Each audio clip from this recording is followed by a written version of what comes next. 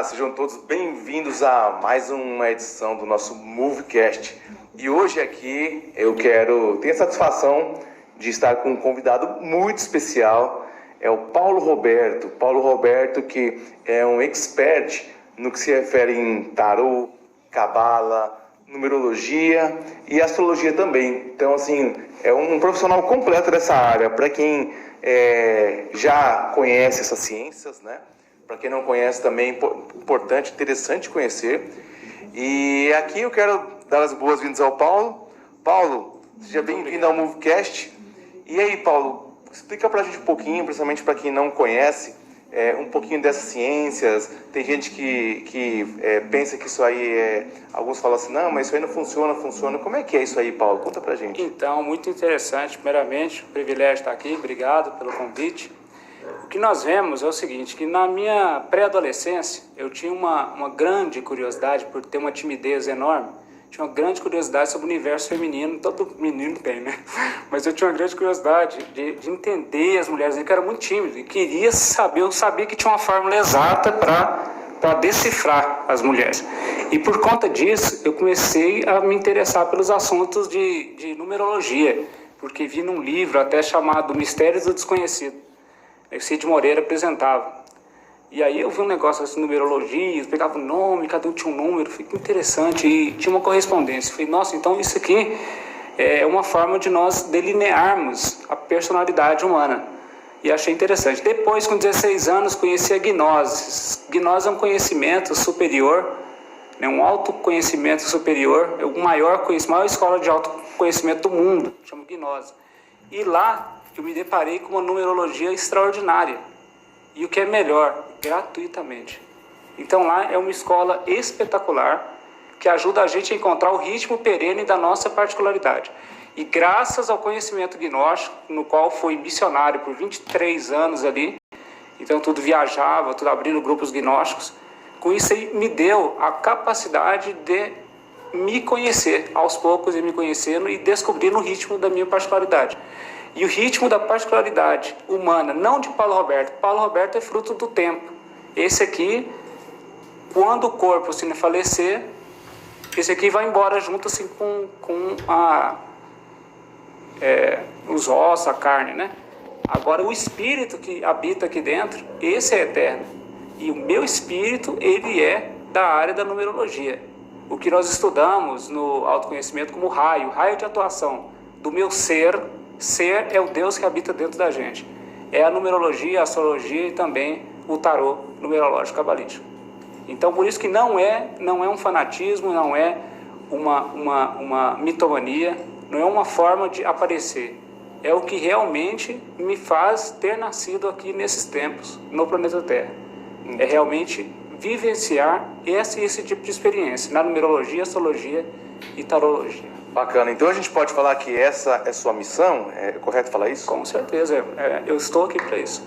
Legal. E assim, para quem não conhece muito bem ainda, você poderia explicar um pouquinho? Vamos começar falando do tarô, né? Tem o tarô tradicional e tem o tarô cabalístico, né? Tem alguma diferença entre os dois? Tem muita diferença. Por exemplo, o tarô é um objeto oracular que foi trazido originalmente no Egito. No Egito, né? Então, o que nós vamos é o tarô egípcio. O tarô egípcio foi uma mescla do tarô com a cabala, que na verdade não foi entregue por pessoas humanas, foi por entidades espirituais. Fala que foi pelo anjo Aroque e pelo arcanjo Metraton. Eles entregaram, um entregou o tarô e o outro entregou a cabala. E eles se mesclam no tarô egípcio. Por exemplo, se você tem o arcano, arcano é o nome que se dá à entidade do número. Por exemplo, o número 1 é o primeiro número, mas o que ele significa assim, no tarô? Então isso aí é a alma do número. Aí significa iniciativa, poder, ação, proatividade, tudo isso, né? Então isso aí já vem representando a alma do número. Então se você pega o número 10, o número 10 é 10, mas 1 mais 0, aí já é cabala. A soma simples dos números que compõem o algarismo. Então 1 mais 0, 1. Então isso é cabala. Entende? O 10 é o primeiro espaço do 1, porque o 1 é o número original. o 10 é o primeiro espaço que totaliza 1. 10, 28 o segundo, entende? Então, assim vai 37 o terceiro. Deixa eu ver se eu estou entendendo, então, até onde eu sei, o tarô é aquele que mexe com as cartas, certo? Que tem os arcanos que você falou. Arcanos. E aí você falou da numerologia, que é a ciência dos números. Sim. É isso mesmo, né? Legal. E a astrologia? Então, muito interessante sua pergunta, com todo amor eu vou lhe responder. A astrologia é uma ciência milenar, é mais antiga do que a própria Bíblia, porque a Bíblia era de 2000 anos atrás. Sim. E a astrologia, quanto tempo existe? Quanto tempo existe o mundo? Exato. Porque sempre existiam as estrelas. Então, essa influência ela é muito estudada no exército, estudada nas plantações, estudada em todo mundo estuda. A influência da lua, né? Existe árvore que você só pode cortar ela na lua minguante. Existem outras que você tem que plantar na crescente. Tem o acasalamento dos animais também. Tem acasalamento, ou seja, é um grande mistério que existe assim da natureza, que se a gente se voltar a ela, nós vamos aprender muito mais de astrologia do que ler no livro. O que eu sei também é que eu ouvi falar muito é que a Lua, acho que é uma das maiores influências aqui na Terra, tanto na corrente marítima, né, a questão dos animais, ventos, tudo isso. E dentro da gente também. Por exemplo, nós estamos agora o quê? Na lua cheia, né? Na lua cheia, as coisas tendem a prosperar. E a história do lobisomem? É uma realidade, muito boa a pergunta. É uma lenda ou uma realidade? Como Lobisomem é uma realidade, existe realmente, porque os lobisomens são homens que se metamorfoseavam na quarta dimensão em lobos. E eles viravam homens lobos mesmo, e com isso... Então, nós não estamos falando da nossa realidade, é uma outra dimensão no caso, né? Não, era que agora... Porque eu, por exemplo, eu não poderia ver um lobisomem porque eu estou na terceira dimensão, certo? Não, poderia ver sim. Porque a quarta dimensão, ela chega aqui no mundo físico. Ela é muito próxima ao mundo físico. Até que às vezes a gente está em casa e você escuta barulho de móveis arrastando, rangendo. Só que está tudo parado. De onde vem? Porque a quarta, ela está aqui agora, colada no mundo físico. Pergunta curiosa, né? Sim. Como é que eu vejo, então, um lobisomem, uma outra negócio assim? Eu espero que você nunca veja. Porque eu não quero cruzar com um bicho desse. Porque é algo fantástico, né? A gente pensa assim, nossa, vê um, sei lá, gnomo, o pessoal fala e tal, né? Então, é um ser que também habita a quarta dimensão. Esses dias, toda pessoa falava assim, tem, mas isso existe. Fiz, olha, se digitava assim na cachoeira, fala, aponta-se seu celular e tirou uma foto. Aí eu comecei a mostrar, aqui é um gnomo, aqui é um... Nossa, é mesmo, caramba, mas eu não vi aqui, por exemplo, porque quando a gente tira foto, ele entra para a quarta dimensão, porque ele mora na quarta. Ele não quer ser visto aqui, porque antigamente, até a década de 70, no México eram muito comuns liliputianos. Liliputianos eram homúnculos de aproximadamente 30 centímetros de comprimento. O que é homúnculo, você falou? Homens, né? Ah, homens. Eu disse homúnculos, né? Isso. Ou seja, 30 centímetros de altura. E era uma realidade no México. Esse tamanho aqui, então. É, homens de 30 centímetros. É o Gulliver. Como o Gulliver, né? Eles existiam, existem fotos e tudo. Só que, com o povo, nossa, que isso, eles entraram para a quarta e foram embora. O mesmo aconteceu com os maias. Quando os europeus chegaram, encontraram a fogueira acesa, mas não encontrou nenhum maia. Por quê? Porque eles entraram na quarta dimensão e foram embora para não serem dizimados. Mas você está falando para mim que até 1970 tinha esses homens de 30 centímetros no México, né? Liliputianos. Mas assim, 70 tá há pouco tempo atrás, né? Então assim, como que isso não foi filmado, não foi noticiado? Foi filmado, foi noticiado. Era noticiado naquela época. Mas isso é uma coisa fantástica, né? Extraordinário. Como que a gente não ouve falar disso, então? Cara, eu ouvi falar, você não. Verdade. Então, a grande maioria da população não fala. Agora, hoje em dia, existe uma ferramenta aberta a cada um de nós que é fantástica. Ela nos leva à quarta dimensão. Quarta dimensão é o tempo, passado, presente e futuro. Exato. E todo mundo tem acesso, até pelo celular. Qual que é que você acha? Qual que é o nome dessa ferramenta? Não se tem ideia. Google. Rapaz, o Google, basta você digitar ali liliputiano, você fica... Vai ter vídeo desses homenzinhos? Eu não sei.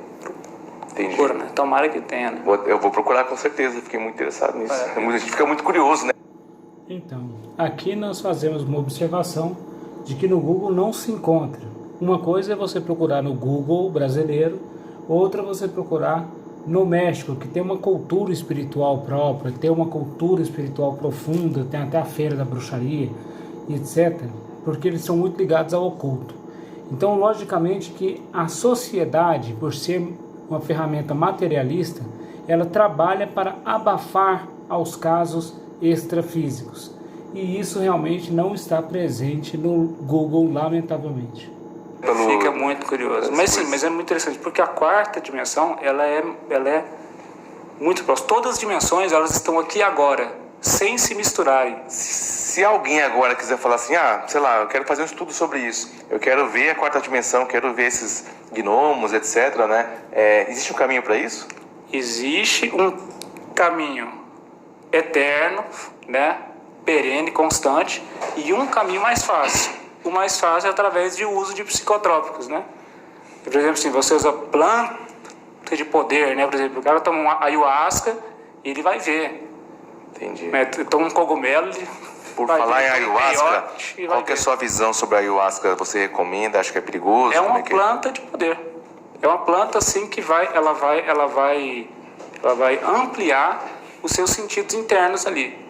Só que o venerável mestre Samael Aun Weor, que é o patriarca assim, da gnose, que posso dizer, sem sombra de dúvida, foi o mestre que me despertou, o mestre Samael e o venerável mestre Lázaro.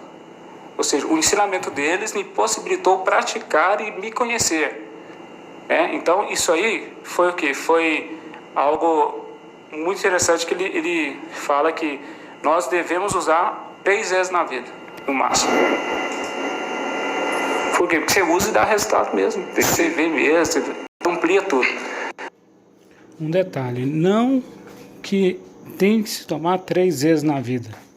É porque isso é uma analogia que deve ser levada do seguinte ponto. Isso é individual, a pessoa toma de acordo com o que sua consciência lhe dite. Ou seja, lhe dite o quanto que ela deve ou quando é hora de parar. Isso que quisemos dizer, aprofundando mais para não dar nenhuma informação inverídica. Amplia tudo. Só que a gente não pode ficar escravo disso. Senão você vai ficar escravo sempre usando e achando que aquilo é algo seu. E não é seu. É seu se você praticar e desenvolver. Se você não desenvolver, você tá escravo disso. Então eu estou entendendo pelo que você está falando que aquilo lá é um atalho, né? Ampliador. Você alcança um desenvolvimento não por si mesmo, mas por um facilitador, claro. Uma muleta, vamos falar assim. Então por isso que eu entendi, faz sentido. E só para nossa audiência entender melhor, a ayahuasca, para quem não sabe, você me corrige aqui, mas até onde eu sei, é aquela planta que ficou famosa aquele ritual Santo Daime, não é isso? Santo Daime, não é isso? Claro, ficou famoso. Bacana. E, Paulo, a gente falou de numerologia, né? Falamos da diferença do tarô e falamos um pouquinho de astrologia. Agora, sobre numerologia, voltando ao assunto, né? Qual que é a importância dos números na numerologia e como que o número, né, que a gente vê em todo lugar, no papel, no computador, enfim, em toda a nossa vida a gente vê números, como que eles conseguem influenciar na nossa vida? Né? Às vezes é difícil de compreender isso. Como que seria isso? Muito boa sua pergunta. Olha só. Tudo é medido por pesos e medidas, né? Uhum. E tudo isso nos leva aos números. E os números, eles são portais. Então, por exemplo, aqui, você pega assim, hoje está pesando quanto? 75. 75. Então a gente pega 7 mais 5, 12, indicando que o peso das suas ações hoje, o que você faz de melhor hoje é o sacrifício por amor. Hoje você se sacrifica pela família, pelo filho. Procede. É o melhor que você faz, não é verdade? É verdade. Por quê? Porque você vê que isso é matemático. Isso é impressionante. Então, assim, isso aí é o que fica regido mesmo, assim, do que nós somos, onde nós estamos, o que nós fazemos. Então, é muito exato. Não tem atalho para a numerologia. É uma ciência exata, como a matemática, como a física. Ciência exata. E a gente tem que se aprofundar nisso, porque cada número representa um órgão, cada número representa uma parte do corpo, cada número representa tal. Esses dias um senhor muito interessante, assim, lá de Caldas Novas, um abraço, Marivaldo, mas ele falou assim, tô com uma amiga minha aqui em casa, e ela gosta muito, assim, de tarô, etc, tudo, e não acredita muito, mas eu queria que você falasse alguma coisa dela. Tava longe. Eu falei, tá. E aí, como é que tá o caminho dela? Eu falei assim, ó, seguinte, tá assim, assim, assado. Tá bom. Eu falei assim, ó, mas ela corre algum risco, fala para ela tomar cuidado com os órgãos sexuais dela. Pode ter uma doencinha aí. Beleza. Aí depois, passou uns 10 minutos tudo, ele me liga e fala, rapaz, ela ficou assustada, saiu daqui assustadíssima, porque ela tinha acabado de ir no exame e tá com câncer no ovário. Não sei se no ovário ou no útero, mas nos órgãos sexuais. Se você não viu ela, você não viu uma foto dela, você não viu nada dela. E você simplesmente tocou o ponto certo ali. Que ela tinha que tomar cuidado com isso. Como é que você sabe disso? Isso vai ser o seguinte, porque pedi o nome dela e a data de nascimento. E com isso daí, eu cheguei ao número cabalístico dela. E com o número cabalístico dela, que é conhecido na doutrina sameliana como a tônica fundamental, a gente tem o número base para transitar na quarta dimensão. Aí eu peguei o número base tudo e vi o número base no mês que nós estávamos. Aí falei, regido Escorpião, inclusive seu signo. Escorpião é regido pelos órgãos sexuais. Aí eu falei, ela tem que tomar cuidado com os órgãos sexuais. E falei, nossa, foi exato demais, ela acabou de fazer um exame, está com câncer. E isso é a numerologia, ela é exata, ela não é uma perspectiva, é exata. Tá certo, é isso aí. Com relação à tradição esotérica judaica, né? Como que ela influencia? Porque de lá, você me corrige aqui, né? Mas até onde eu sei, de lá saiu a questão da Cabala, né? E influenciou, como você mesmo comentou, o tarô, até a numerologia, né? Então, fala um pouquinho sobre isso, sobre o judaísmo, a tradição mística deles, esotérica, né? Como falam que até desperta poderes no homem, né? Você pode falar um pouquinho sobre isso aí? Nossa, muito interessante. Não sou um rabino, né? Rabino é um cargo judaico, mas que nós conhecemos essa doutrina maravilhosa, esse conhecimento tão milenar, sagrado aí, aonde cada letra ali do alfabeto, ela tem uma correspondência na numerologia. Então, alfa, o arcano 1, pega o segundo que é Beit, o arcano 2, e assim sucessivamente. E tem uma série de especificações de cada arcano, onde o órgão correspondente, função também no corpo físico, tem vários aspectos esotéricos. E tudo isso eles dominam bem, apesar de que não entregam isso. Isso é algo velado por eles, né? Agora, o interessante que eu acho assim de falar do judaísmo é que Jesus Cristo foi rabino.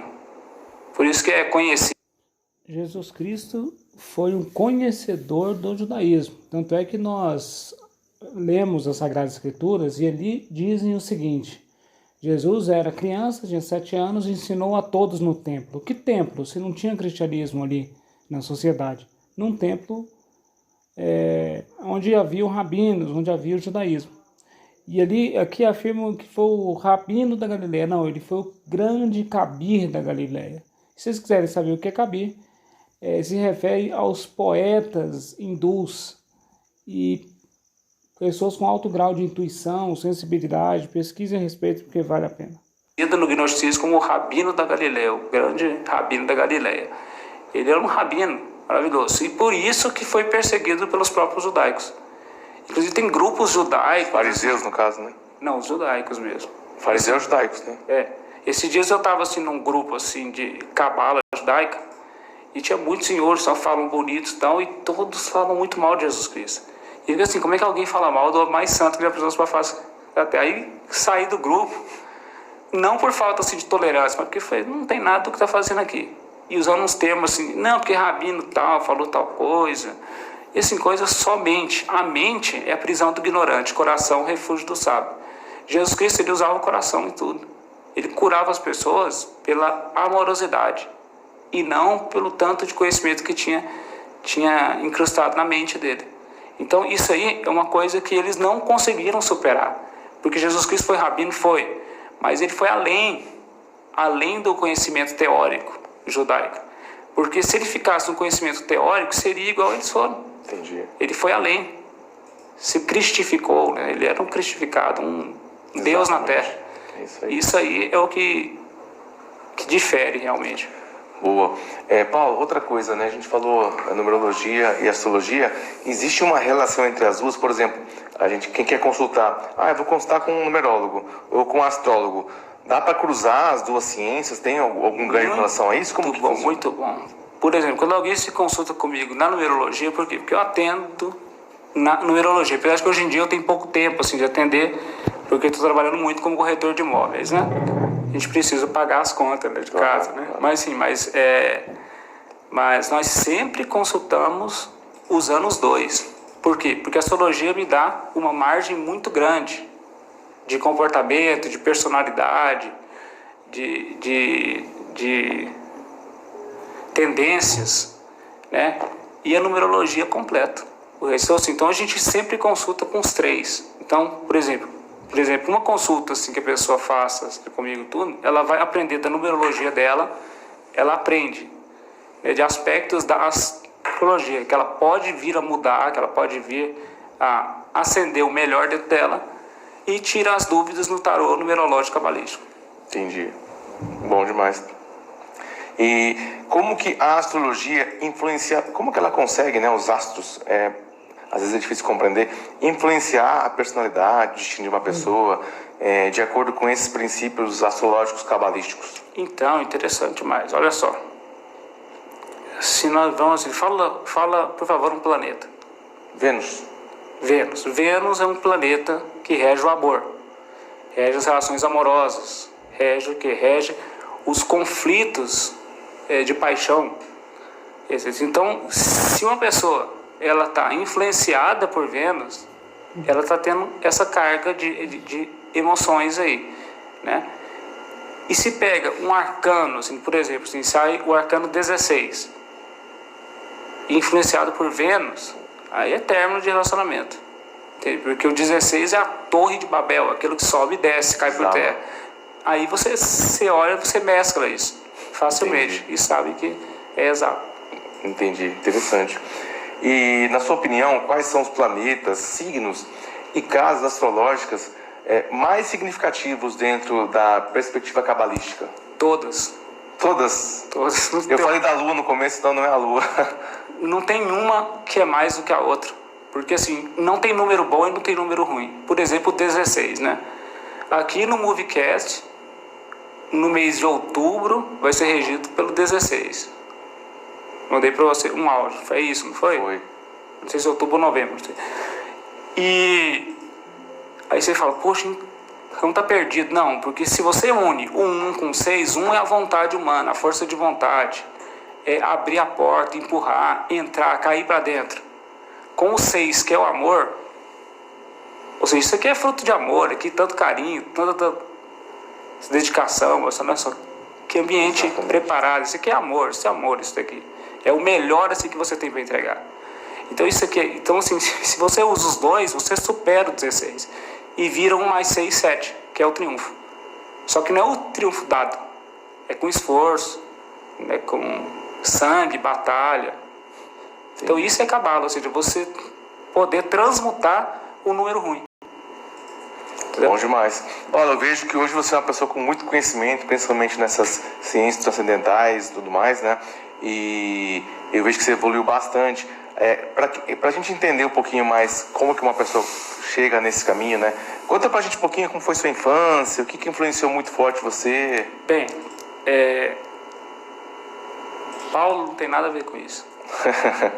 Primeiramente, que Paulo foi um cidadão latino-americano que está aqui na sua frente, que teve seus erros, os seus pecados, os seus conflitos, etc. E levou a vida de Raimundo e todo mundo, Vicente e toda a gente, sem nenhum diferencial. Pelo contrário, sempre tirei 0, tirei 3, tirei 2, tirei 1, foi notas ruins, né? Isso não quer dizer nada. O que vale é aquilo que emana do coração da gente. Então sempre tive uma busca muito grande. Desde criança, eu falava, eu tenho que voltar para o monastério. Sempre falei isso, tem que voltar para o monastério. Os meus pais não entendiam. Por exemplo, meu pai, cearense. Minha mãe era mineira, simples, humilde, tranquila. E não entendia. Né? Por quê? Porque não é comum aqui para a nossa sociedade o termo monastério. Às vezes mosteiro vai assim, Por exemplo, meu pai foi coroinha, então vai ver que sim. Mas eu sempre falava monastério. E a gente lembra de monastério, você lembra do Tibete, você lembra assim, das tradições mais orientais, né? E de onde eu falava isso? Por que falava isso? Falava até para as professoras na escola, né? E aí você via que era uma emanação da minha alma falando isso. Então, com 16 anos, eu fui numa conferência no Salão Nobre de Faculdade de Direito, ali na Praça Universitária, uma conferência de desdobramento das 7 dimensões e o desdobramento astral. E ali eu vi um jovem de 23 anos dando uma aula de terno, todo bonitinho, né, arrumadinho, e ele falava de uma sabedoria com tamanha fluência que eu falei, meu Deus do céu, eu tenho que ter isso, eu tenho que saber isso. Fiquei muito feliz mesmo. E entrei no grupo de estudos, que é a Gnose. E quando eu cheguei na Gnose, eu vi que não é isso aqui que eu estou falando, é o universo. Assim como o filme Matrix fala que Gnose era uma nave-mãe. É uma nave-mãe, onde lá você chega no melhor que você pode chegar. Desculpa.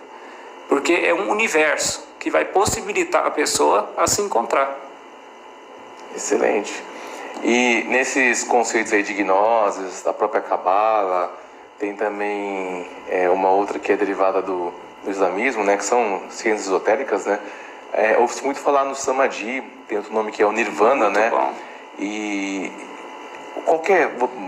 você que conhece um pouco mais sobre isso, o que é o Samadhi, o que é o Nirvana, qual a importância, como chegar lá? Existe um ditado, aliás, uma parábola muito bonita que vou contar aqui, que é do Osho. O Osho é um líder espiritual aí, muito polêmico, né, que formou uma comunidade nos Estados Unidos. Enfim, não importa o que ele fez de errado, importa tudo que ele fez de bom, né? E ele ensinava muito isso. Então ele fala assim que o Samadhi é como o percurso de um rio. O rio, ele está no percurso dele, vai andando, e ele existe para se fusionar ao mar. Isso é o Samadhi, se fusionar ao mar. Só que no percurso, ele vai falar, nossa, que bacana, tantos animais que saciaram sua sede em minhas águas, as mulheres que lavaram suas roupas nos meus leitos, as crianças que brincaram em minhas águas. Isso tudo é lembrança, isso é personalidade.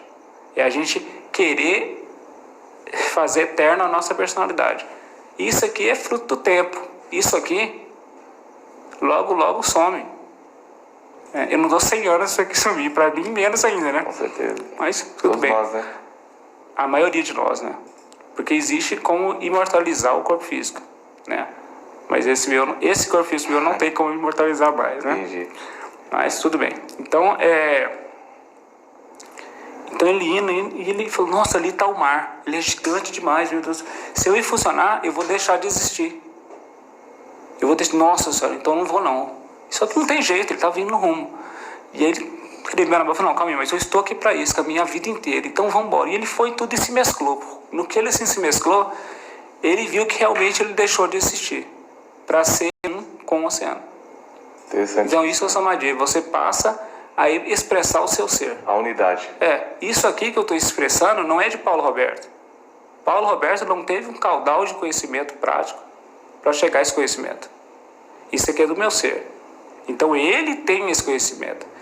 Quando nós tivemos tete a tete com o nosso ser, tranquilo, nós tivemos uma injeção assim de conhecimento tão gigante que realmente assim não é um fanatismo, não é apenas o que somos, é o que ele é. Então nós ensinamos com toda a consciência, porque é o que nós devemos fazer. E algo muito interessante aqui, aproveitando aqui a sua pergunta, é que lá na Gnose nós aprendemos assim do restaurador da Gnose, o amado venerável mestre Lakshmi. Ele fala, quem morre na Gnose recebe a dádiva de nascer na Gnose. E eu tinha essa preocupação muito grande. Nossa, eu fui expulso dos conhecimentos gnósticos, né? Mas nunca deixei de ser gnóstico. Por quê? Porque sempre fui prático, sempre fui cuidador das minhas energias, sempre fui sincero com minhas ações, etc. Enfim, então sempre fui um estudante que procurou seguir a risco os ensinamentos gnósticos, né? Então eu sempre me preocupei. Mas aí, conversando com um amigo meu da Colômbia, Uriel Velasquez, um abraço inclusive para ele, um jovem muito promissor, tudo, ele diz o seguinte, assim, mas nós não estamos aqui para seguir homens, estamos aqui para seguir o ser. É isso que o mestre Samuel fala, ele fala, não me sigam, sigam o seu ser. Então hoje eu tenho a dádiva, a graça de falar que siga a missão do meu ser. Isso aqui é o que ele quer que eu faça. Então é o melhor que eu posso fazer. Maravilha, isso aí. E também, outro assunto bem interessante, meditação. Todo mundo tem que meditar, Paulo? Não é para todos, é só para alguns? Por que isso é importante? Meditar é compensar. A gente tem que meditar. Olha só, a gente pensa que meditar é sentar, ficar quieto e fazer A1. Não, meditar é refletir. E você para algum minuto assim do seu dia assim, para ficar quieto e refletir? É raro, né? Por quê? O tempo não Hoje em deixa, dia está né? muito corrido, né? É terrível. Eu lembro assim da minha infância assim, que meu pai tinha aquelas cadeiras assim do papai. Ele ficava ali relaxado e falou, uai, pai, o que você está fazendo aí? Estou meditando. E que legal, é quando a gente põe as coisas no lugar. Se nós sentarmos 10 minutos comodamente assim na poltrona, antes de tomar uma decisão importante, você vai fazer ela da melhor forma possível. Boa dica, muito boa. E basta fazer e você vai ver que é verdade. Então assim, a gente tem que compensar, tem que fazer isso, né? E qual o caminho para quem quer buscar meditação, quer conhecer esse universo? Aquietar a mente. Uma vez a onda perguntava para o mar, será que um dia eu vou ser tão grandioso quanto você? E o mar disse, sim, claro. Como? Basta você se quietar. Porque se a gente quietar, igual você fala, eu não tenho tempo. Se realmente você escolhe um tempo, 5 minutos que seja, sentar e ficar quieto, você vai vendo que vai compensar muito mais.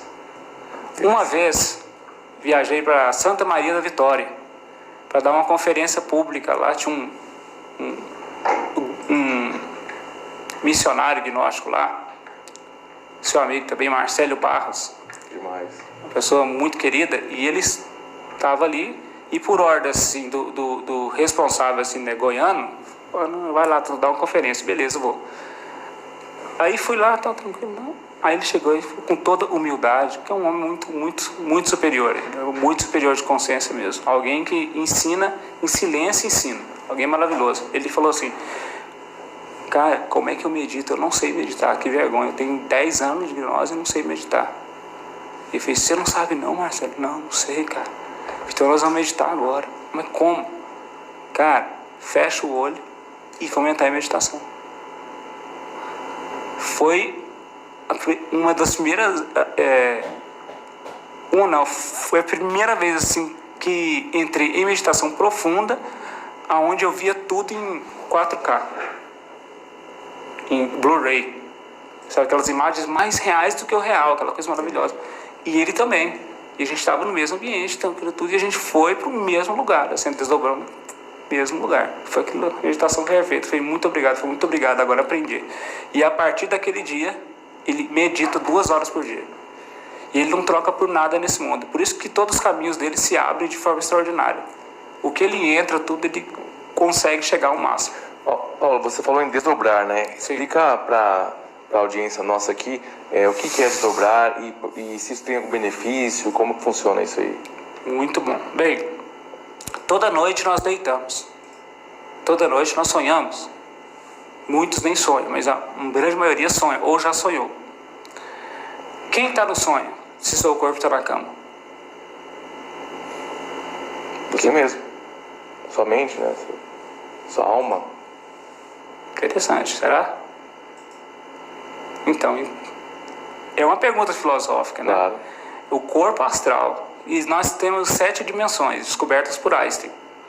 Ele fala que existiam 7 dimensões. Se existem 7 dimensões, nós temos que estar na 7. O corpo físico nosso, ele chega até a 3ª. Comprimento, largura e altura. Tudo que a gente vê, apalpa, ouve, toca, sente, tem 3 dimensões. É o mundo tridimensional de Euclides. A 4ª dimensão é o tempo, passado, presente e futuro. A 5ª dimensão é eternidade. é o mundo dos sonhos, a quinta dimensão. Por que eternidade? Por exemplo, alguma vez você já sonhou com alguém que já tenha morrido? Acho que sim, sim. Quando eu dou sorte, eu sonho com a minha amada mãe, né? E ela perdeu o corpo físico. E ela segue lá, e segue brava, segue conversando com a gente, tranquilo. Por quê? Porque continua na quinta dimensão. Por isso que é a eternidade, né? Então ali a gente pode ver todos os entes queridos, conversar. Se a gente desdobra conscientemente, a gente conversa com eles. E vê como é que está aqui, o que você está fazendo.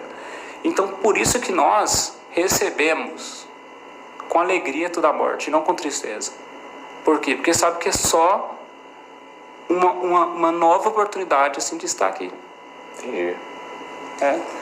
Excelente. E já que nós estamos indo para esse rumo aí, então falando de evolução do homem, né? Qual que é o destino?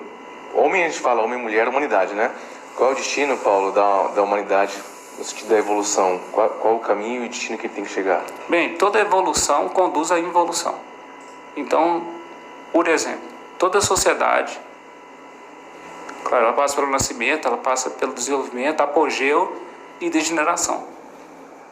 Se você for observar, aqui no Brasil está uma mescla inacreditável. Aqui a gente tem os três ao mesmo tempo, né? Porque às vezes a gente acha que aqui está em pura degeneração, mas em certos aspectos está melhorando, em outros aspectos. Então, assim, a gente tem que ver que toda a sociedade ela cumpre com 4 ciclos, que é o seguinte, que é idade de ferro, idade de cobre, idade de prata e idade de ouro.